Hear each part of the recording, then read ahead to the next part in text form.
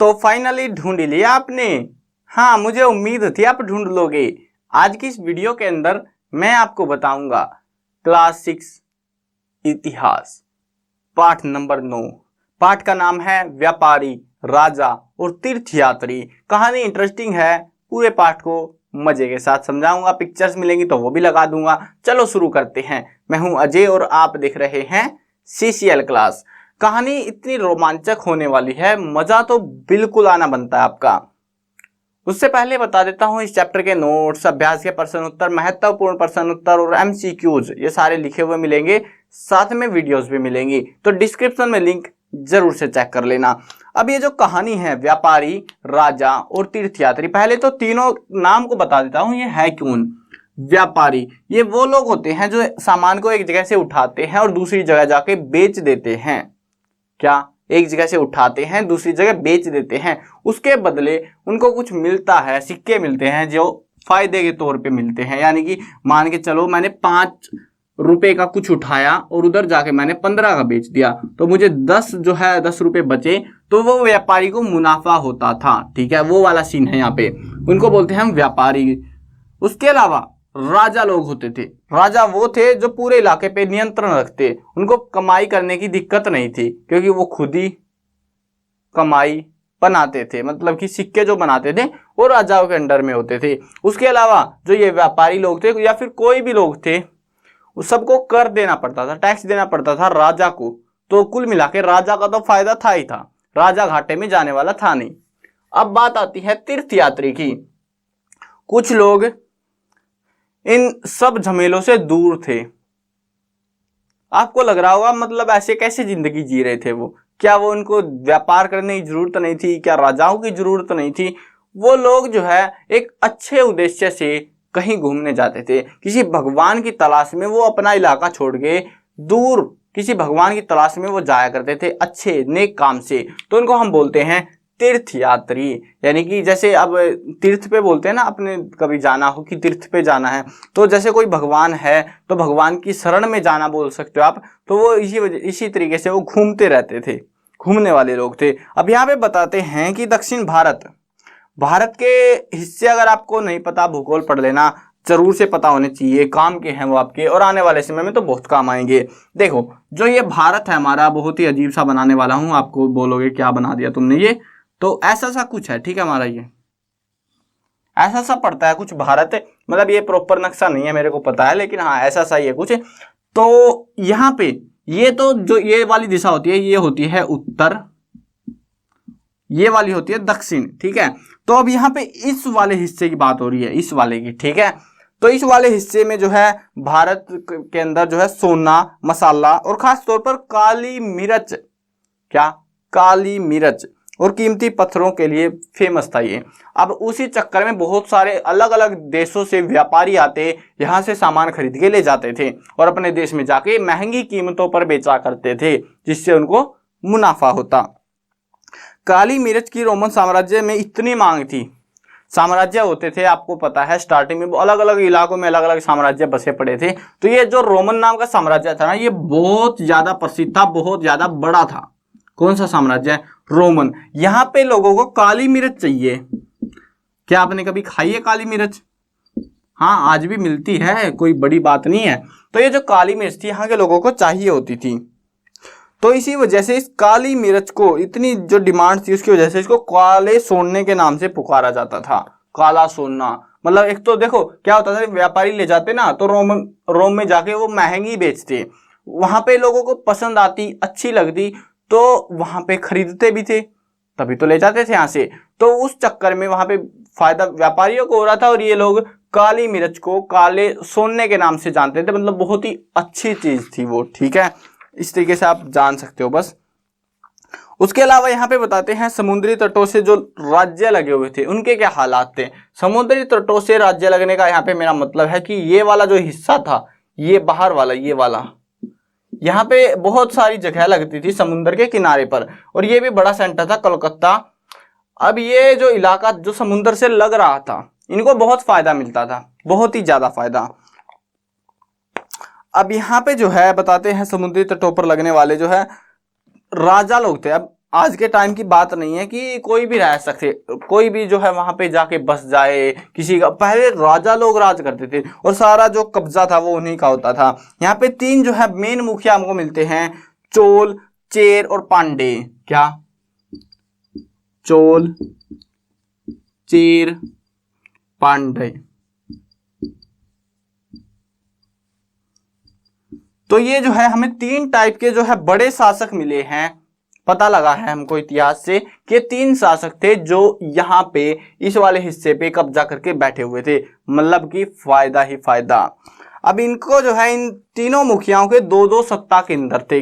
सत्ता केंद्र मतलब जो है ना शासन करने के लिए बड़ा पंगा था, क्योंकि इनका इलाका बहुत बड़ा था और उस चक्कर में इनको शासन करने के लिए अलग अलग हिस्सों में बांटना पड़ा अपने इलाके को। मतलब दूसरे को नहीं दे दिया, रखा खुद के पास ही, लेकिन हिस्से बांट दिए उसके।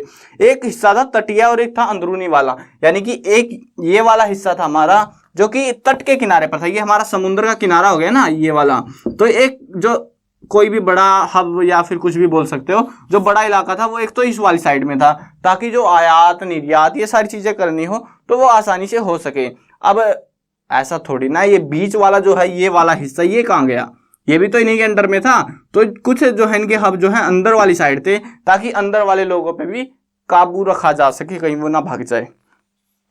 ठीक है, यहाँ पे बताते हैं चोलों का पतन पुहार या कावेरी पट्टिम, दूसरा पांडवों की राजधानी मदुरई। ऐसे बहुत सारे इलाके फेमस थे वहां पे, जहां पे से बड़े आयात निर्यात हुआ करते थे। ये मुखिया लोगों से नियमित कर के बजाय उपहारों की मांग करते। ये जो है ना यहाँ पे अब इनकी उम्मीदें क्या होती है, जो है ना नियमित कर की मांग नहीं करते थे कि मुझे जो है कर चाहिए, अगर तुम यहाँ पे जहाज रोकोगे मुझे पैसे दो, इतने पैसे दो, फिक्स है तुम्हारा। ऐसा नहीं सोचते थे। ये उम्मीद रखते थे कि ये जो है अपने देश से कुछ लेके आएंगे और वो हमको गिफ्ट के तौर पे देंगे। अब राजा है तो यार देना तो पड़ेगा, अब देना बनता भी है, वही होता था। और उसके चलते इनको ज्यादा फायदा होता था कर की बजाय। क्यों फायदा होता था समझ जाओ, क्योंकि वहां से जो चीजें आ रही हैं वो भारत में आएंगी तो भारत वाले ज्यादा महंगी नहीं बेचेंगे फिर उनको, तो उस चक्कर में इनको ज्यादा फायदा मिलता था। अब राजा सारी चीजें थोड़ी ना यूज करेगा। इससे लगभग 200 वर्ष के बाद जो है पश्चिमी भारत में सातवाहन नामक राजवंश का प्रभाव बढ़ गया। सातवाहन, अब 200 साल बीत चुके थे और एक नई कैटेगरी आ गई, राजवंश। सातवाहन नामक जो है राजवंश, ये अब ये जो चोल, चेर, पांडे जो ये राज कर रहे थे ना, इनका प्रभाव खत्म हो गया। मतलब ये विलुप्त से हो गए, इनके दिखाई नहीं पड़ रहे कहाँ चले गए, क्या हुआ इनके साथ। इनकी जो सभ्यता थी खत्म सी हो गई और अब नई जो है राजा की कैटेगरी आने लगी, सातवाहन, जो कि राजवंश था, तो उसका प्रभाव बढ़ने लगा। राजा गौतमी पुत्र सातकर्णी जो राजा था ना सातवाहन का, वो अब उसका नाम था सातकर्णी। क्या नाम था, अजीब अजीब नाम है, क्या बताएं यार आपको, पता नहीं किसने रख दिए इतने अजीब अजीब नाम, पता नहीं उन्होंने रखे या हमने रख दिए, जो भी है सातकर्णी नाम का राजा था। ये राजा गौतमी का पुत्र था। इसको जो है अब दक्षिणापथ, ये जो दक्षिण वाला हिस्सा है ना भारत का, ये वाला हिस्सा पूरा, इसका राजा कहा जाने लगा, इसका स्वामी कहा जाता था इसको। मतलब अब चोर, चेर, पांडे ये सबको तबाह करके ये आ गया मार्केट में नया। कितने साल बाद, सिर्फ 200 साल के बाद में अब ये राज कर रहा था और सारा कब्जा इसके अंडर में था। मतलब कि तीन जगह नहीं बटेगा पैसा, जो फायदा है वो एक ही जगह आएगा। तो अब यहाँ पे बताते हैं शाब्दिक, दक्षिणापथ का शाब्दिक अर्थ है दक्षिण की ओर जाने वाला रास्ता। तो मतलब कि जो दक्षिण में जो रास्ता जाता है, ये सारा जो इलाका था काफी बड़े इलाके का बोल सकते हो आप, ये राजा बन चुका था, इसका प्रभाव बढ़ने लग गया था, दूसरे इलाकों में भी चलने लग गई थी इसकी। अब ये तो थी कहानी भारत की कहानी, भारत के व्यापार की कहानी, चोर चे पांडे की कहानी। लेकिन क्या सिर्फ भारत अकेला था इस दुनिया में? क्या कोई और कुछ काम नहीं कर रहा था? ऐसा नहीं होता, एक रास्ता है। पहले तो एक कपड़े की बात आती है, सिल्क नाम का कपड़ा था, बहुत प्रसिद्ध था दुनिया भर में, वो चीन में बना। चीन को आप जानते ही हो, आपका पड़ोसी देश चीन। तो यहाँ पे एक कपड़े का निर्माण होता है और बहुत ही खतरनाक कहानी है, मजा आएगा जान के आपको। क्या हुआ, ये जो रेशम नाम का कपड़ा है ना, ये एक कच्चा रेशम निकालना पड़ता है, कीड़े पे से उतारा जाता है कुछ, फिर उसकी कताई करनी पड़ती है, उसके बाद में जो है उससे कपड़ा बनता है। मतलब काफी लंबा प्रोसेस है और बहुत हजारों कीड़े पे से थोड़ा सा रेशम उतर के आता है, बिल्कुल इतना इतना सा, और उसको इकट्ठा करने में बहुत टाइम लगता है। इस वजह से ये बहुत ज्यादा कीमती था। चीन वालों को पता था। क्यों पता था? क्योंकि वहां पे बनाया जा रहा था, रेशम के कीड़े वहां पे थे। और उसके बाद में कमाल की बात यह है कि किसी और देश से उन्होंने ये बात नहीं बताई कि ये कपड़ा कैसे बनता है। अब दूसरे देश वाले तो सोचेंगे यार कपड़ा तो अच्छा है, ले लेते हैं, लेकिन कपड़ा बनता कैसे है ये दूसरे किसी भी देश को नहीं पता था। अब ये बात लगभग 7000 साल पहले की है। कितने साल पहले की? 7000 साल पहले की। इतने हजारों साल पहले उन्होंने इतनी चालबाजी खेली, दुनिया में किसी को पता लगने नहीं दिया कि ये कपड़ा कैसे बना रहे हैं हम लोग। यहाँ पे से चीन से जो है ये लोग क्या करते, अब रेशम का कपड़ा बहुत खूबसूरत था, मुलायम था, सोने जैसा रंग था। चीन से ये लोग ले जाते, दूसरे देशों में जा जाके बेचते थे। और वो चीन से जब जाते वो एक ही रास्ते से जाते हर बार। कितने? एक ही रास्ते। और उस रास्ते को बोला गया सिल्क रूट। क्या बोला गया? Silk route. सिल्क मतलब रेशम को इंग्लिश में सिल्क बोलते हैं, ठीक है। इस वजह से रेशम मार्ग बोल सकते हो आप, रेशम मार्ग भी है, या फिर सिल्क रूट। ये जो है सिल्क रूट ज्यादा पॉपुलर है, इसका नाम रेशम मार्ग की बजाय, तो ये इस नाम से जो है इसको जाना जाने लगा। यहाँ पे जो है चीन से जो है पैदल, घोड़े, ऊंटों पर ये दूर दूर तक पहुंचाया जाता था, राजाओं को भेंट किया जाता था। अब ये जो है ना उस टाइम में, अब एक चीज मान के चलो, जैसे अब रोल्स रॉयल्स गाड़ी है, वो ये पहचान है कि आप अमीर हो, आपका रुतबा है मार्केट में।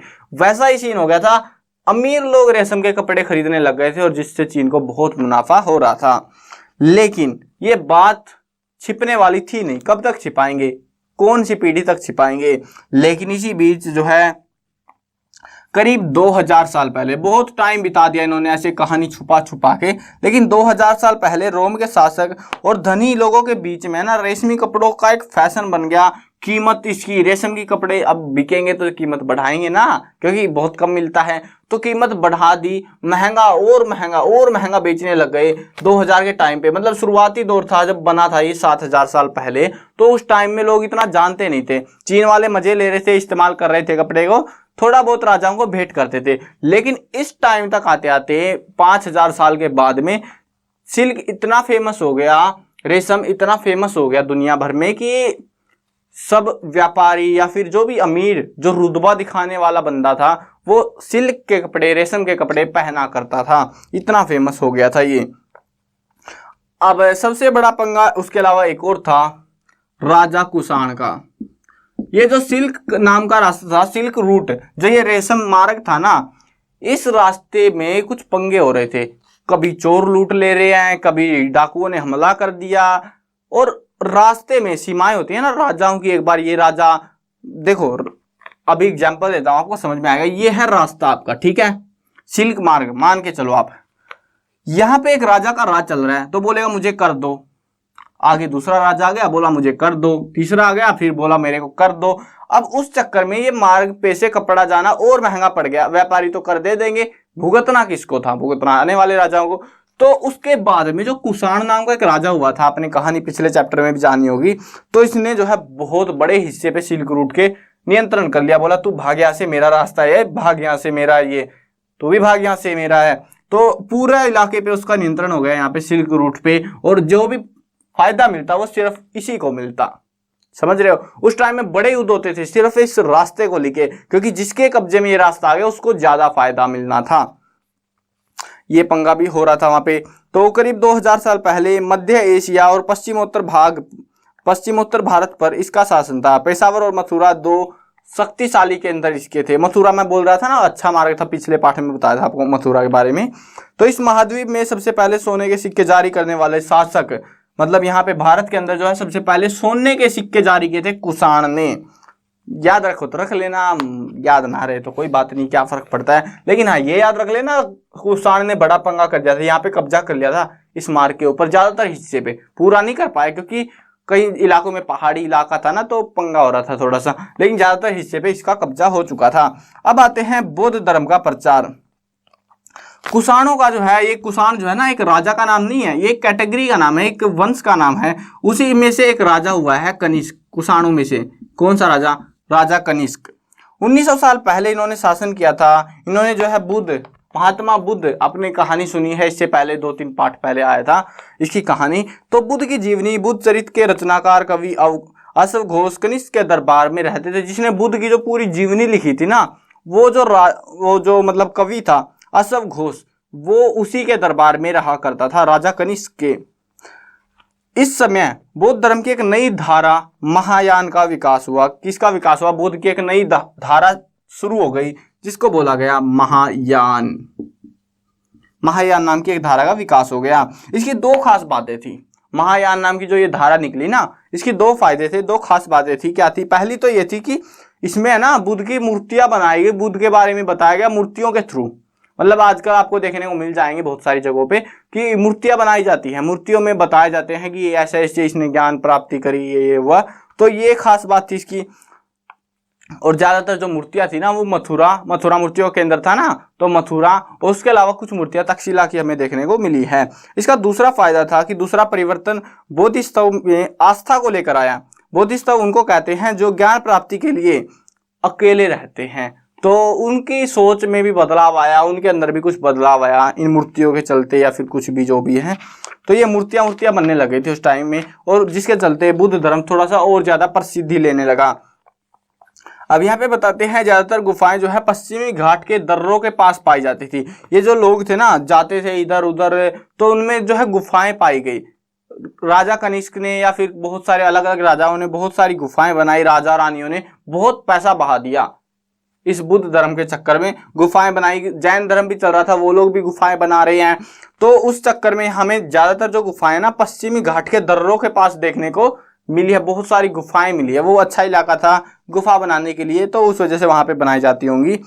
अब आती है सबसे मजेदार कहानी इस पाठ की, सबसे मजेदार। क्या होता है, एक बंदा आता है, एक चीनी यात्री, फाशियान, वाह क्या नाम है, फाशियान।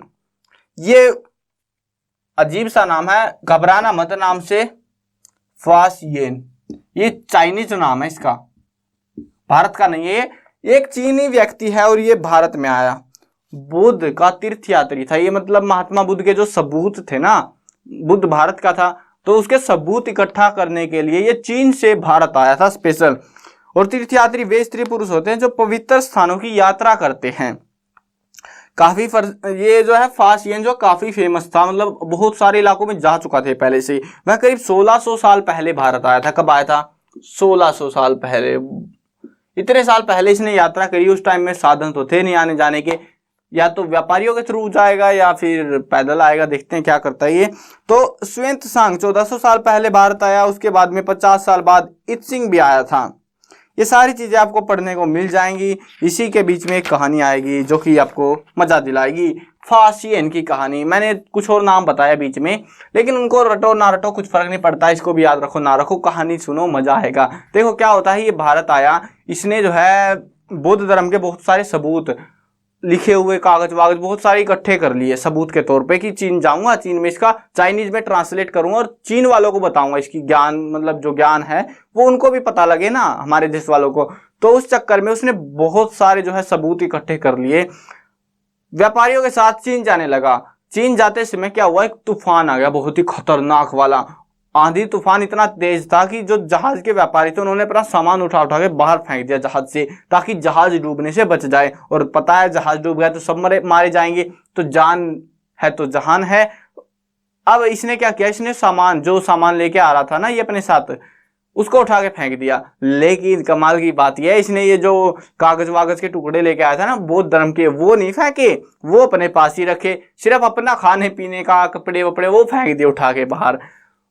अब ये रास्ता इसका काफी आसान चल रहा था। 13 दिन के बाद में तूफान रुक गया। अब ये तूफान तो रुक गया, लेकिन